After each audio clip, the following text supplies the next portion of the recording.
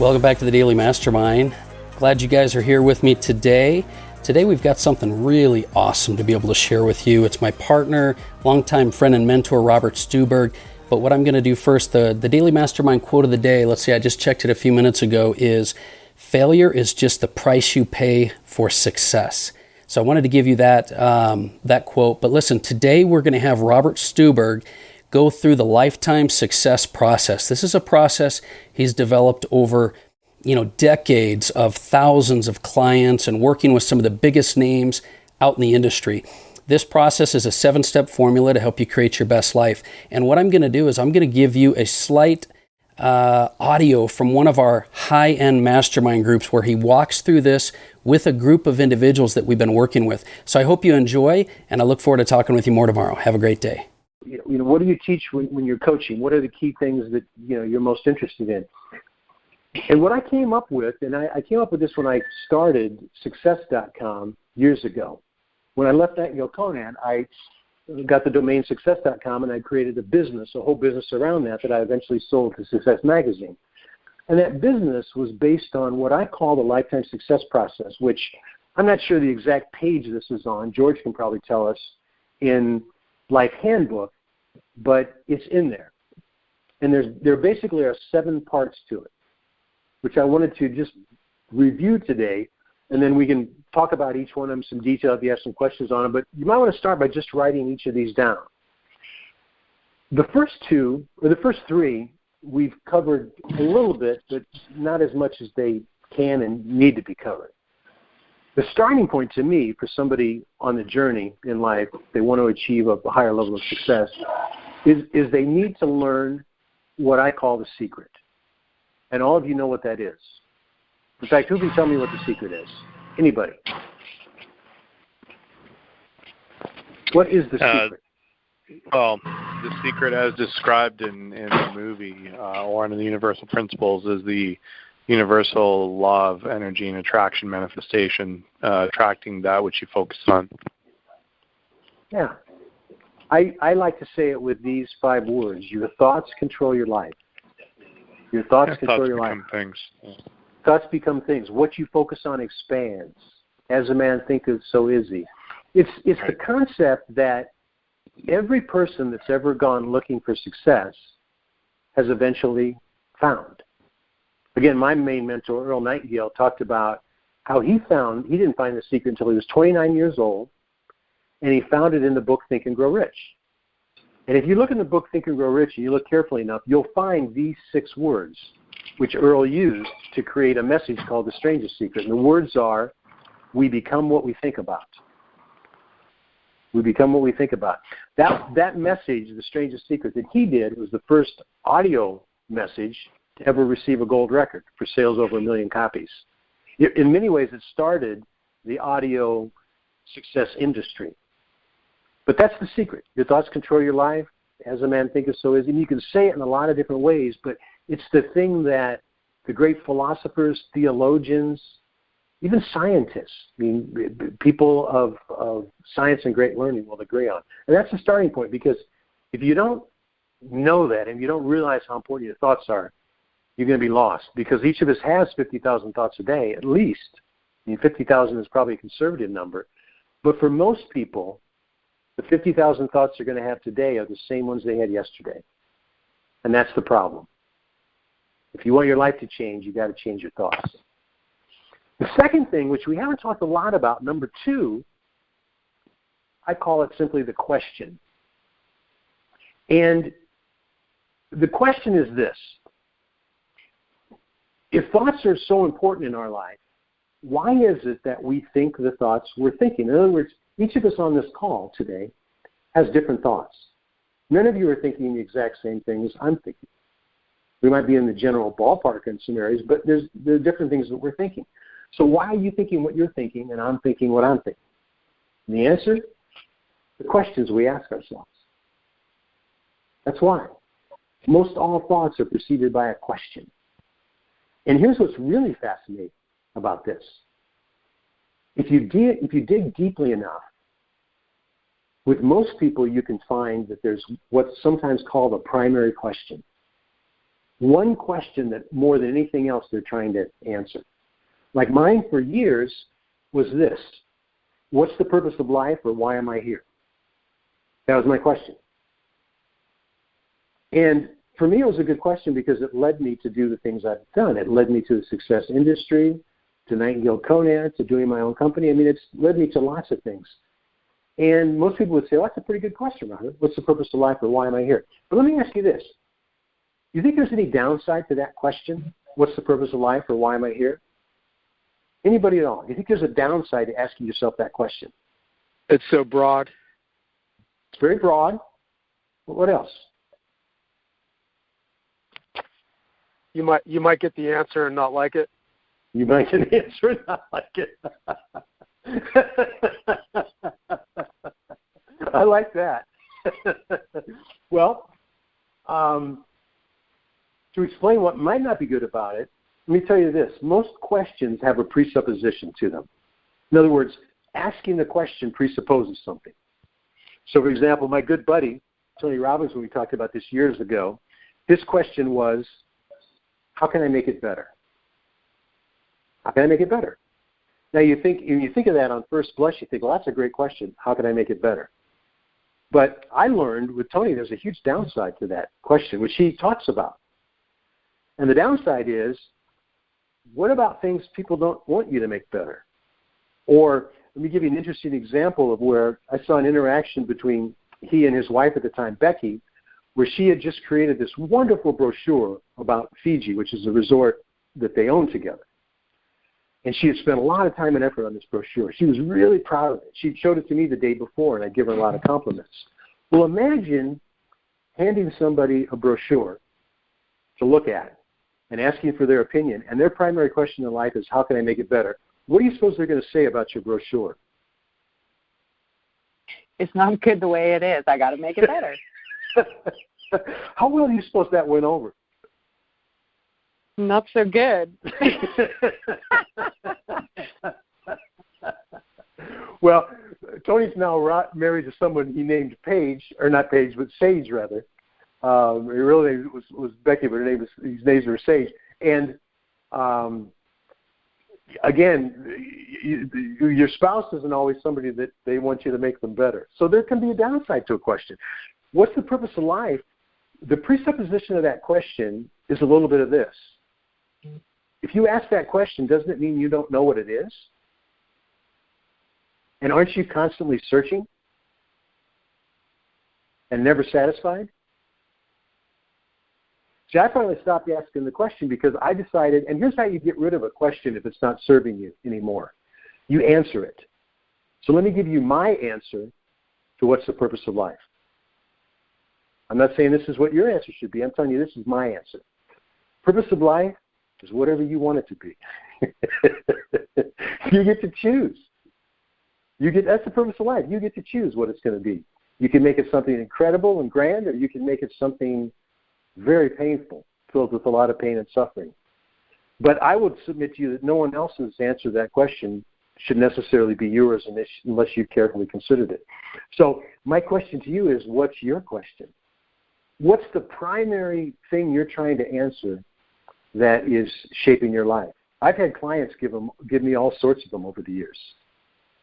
I remember a lady I was coaching who was about to go on her 5th marriage, and it ended up that the marriage didn't go through, the wedding didn't go through, and she was just really, upset. And I asked her what her primary question is, and here's what she said without thinking much. She said, well, my question is, how can I protect myself?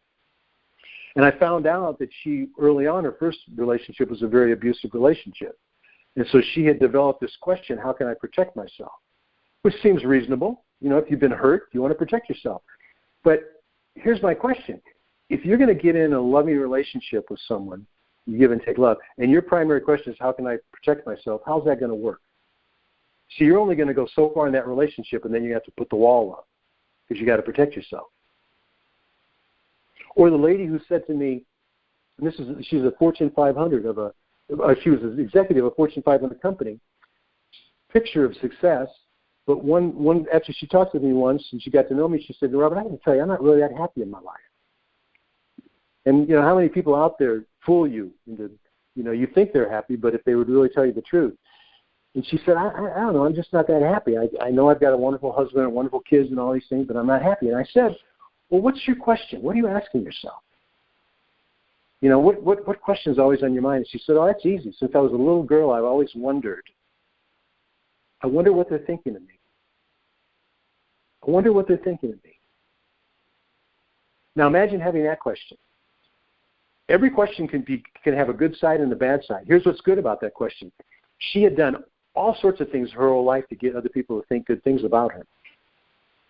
She'd won beauty contests. She'd done well in school. Graduated from an Ivy League school. Made lots of money. I mean, again, she'd risen to the top in corporate America with the glass ceiling at a time when it's still harder for women than it is for guys. She did it, though. But see, that question, wonder what they're thinking of me, who's in charge of her life? It certainly isn't her. She's wondering what other people are thinking. That's who's in charge of her life. What's your boss thinking? What's your husband thinking? What are people thinking? See, you can't have a great life with that question. There's no way. The problem is you can't know what other people are thinking. And I remember I said this to her. She said, well, I could ask them. And I remember saying to her, well, does anybody ever lie to you? So, see, if you go through your life with that question, that won't work. And I could give you example after example, but what's most important is what's your question? And every client you're ever going to coach, you need to know what their question is. And perhaps help them to create another one. Because my cardinal rule in coaching, I consider it like my prime directive. Star Trek had the prime directive, not to interfere. I will interfere, but I won't interfere in this way. I will never, ever tell somebody what to believe. That's out of bounds in my way of thinking. However, I will tell somebody what I think the consequences of their beliefs are. Right? In other words, if I were to believe that, this is what I think that would lead me to do, or lead me to, religion is an interesting area here. We have some people in the world that have really crazy ideas about, evidently, what God thinks. The people who think they know the mind of God and will tell you things that when you think about it, you're like, well, that's crazy. That doesn't make any sense. Well, you get to believe whatever you want, but what are the consequences to those beliefs? Are those beliefs that are good for you, good for others, and serve the greater good? Or are they beliefs that are damaging you, damaging others, and damaging the planet that we live on? So that's number 2, the question. We got the secret, we got the question. You already know number 3, the emotion. What are the emotions that are guiding you? It's critically important. But notice how these have to kind of come in a certain process, which is why I call this the lifetime success process. This is not something you achieve. This is something you continually work on making better. This is how you improve your life, the lifetime success process. What comes next? You know what the next one is, the talent. What is your unique talent? What are you able to do in a way that nobody else on the planet can do? I mean, you are unique and special. Nobody like you has ever appeared on planet Earth, and no one like you will ever appear again. It's you. What are you going to do with that? That's the talent. Next up, and see, here's where most people start. They start with number 5. They talk about goals. Tell me what your goals are. I don't want to know what your goals are until I know that you know the secret, the question, the emotion, and the talent. Because here's the problem most people have with their goals in their life. They don't fit who they are. Many people are going after goals that they really don't even want. If they got them, it wouldn't even make them happy. Your goals have to be in alignment with your question, with the emotions that you want, and most importantly, the talent. Because if your goal is one where you're thinking, well, as soon as I get that, then I'm going to be happy. See, you've lost at the game of life. Because the game of life is played in the present moment. It's not played in the past, and it's not played in the future. Past is gone. Spending time there is a waste of time, which you can't spend time there anyway, but you can waste your present moment in the past, or you can waste too much of your present moment in the future. I mean, it's good to have that direction, that next port of call, but you should be enjoying driving your ship. That's what it's all about. And then the next one, number 6, is the formula. And the formula is a process that I think almost everybody would agree to in terms of how to achieve pretty much any goal. And here they are real quick. What do you need to achieve your goal? Number one, you need clarity. Determine what you want. Number two, most people miss this, you need purpose. Why is it that you want it? Whatever it is you want, why do you want it? Because what do we know about life? We know that purpose is stronger than object. I knew I wanted to live in $1 million house overlooking the water. I knew that. But that's just a thing. What pulled it towards me is why I wanted it. Right? How that would make me feel. How it would feel to raise my family in that environment. How it would feel to be that part of a community where I could have people over and celebrate that kind of a situation. So more important than your goals are the reasons why. Because you can get what you want if you get in touch with the reasons why. And that's what the formula talks about. Clarity, then purpose, then what's the next thing? Strategy. If you're not making progress on your goal, it's simply you might need a better strategy. You might need a different way to go about it. Not that you can't have it. It's just that you need a different strategy. Then priority, which we learned with those 6 most important things every day. What are the most important things you can do to move you in the direction of your goal? And then finally, the last step is action. You're not going to get anywhere without taking action. Again, we kid ourselves sometimes into thinking that it's all about what we think. It's important what we think. But again, like we talked about, what can I manifest, experience, and expand? In order to manifest, you got to take action. And then finally, number 7 is what I simply call the path. And the path, I guess, is to me more of kind of the spiritual journey in life. It's how you play the game and how you live your life. The word that to me I most identify with the path is lifestyle. And living a better lifestyle doesn't always mean more money. In fact, I know a lot of people that have plenty of money, but they have a horrible lifestyle, rotten lifestyle. I also know people that don't have as much money that have a remarkable lifestyle. I was just thinking about the Dalai Lama again.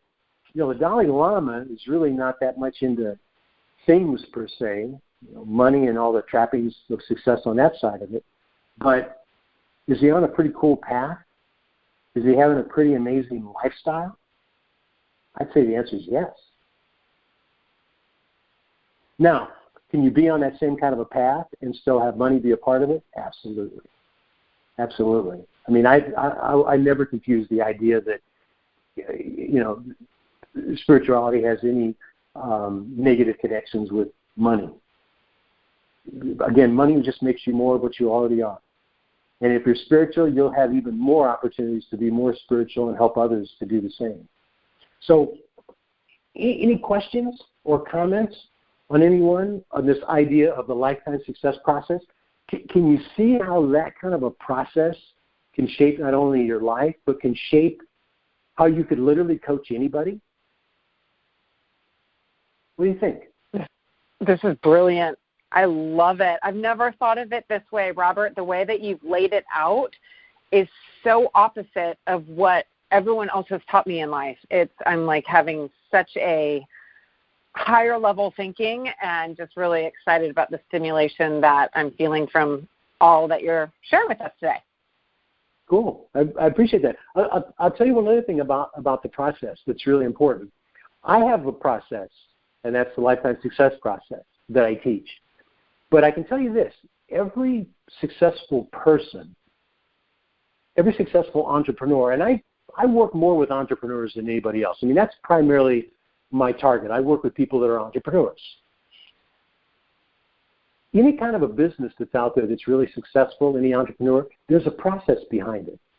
And yet most people don't know what their process is for whatever it is they're doing. I have another business that's called Strategic Publisher, where I help people publish their products. And it's what I started doing at Nightingale Conant all those years ago with, Tony Robbins and Wayne Dyer and Deepak Chopra and Stephen Covey. I mean, there was a process that I figured out works really well to publish things and to get them done and would get results. And there were other processes I saw people use that didn't work. And so it's one of the things I would encourage all of you to think about is what's your process. And you can always start by using somebody else's. But eventually you'll come up with your own. You'll personalize it to you. But when it comes to coaching, I've been around this industry all my life, and I've never found a better alignment than these 7 things. If I can get somebody in alignment with this, and then I can help them consistently develop in those things on a regular basis, there's nobody who's not going to make improvement.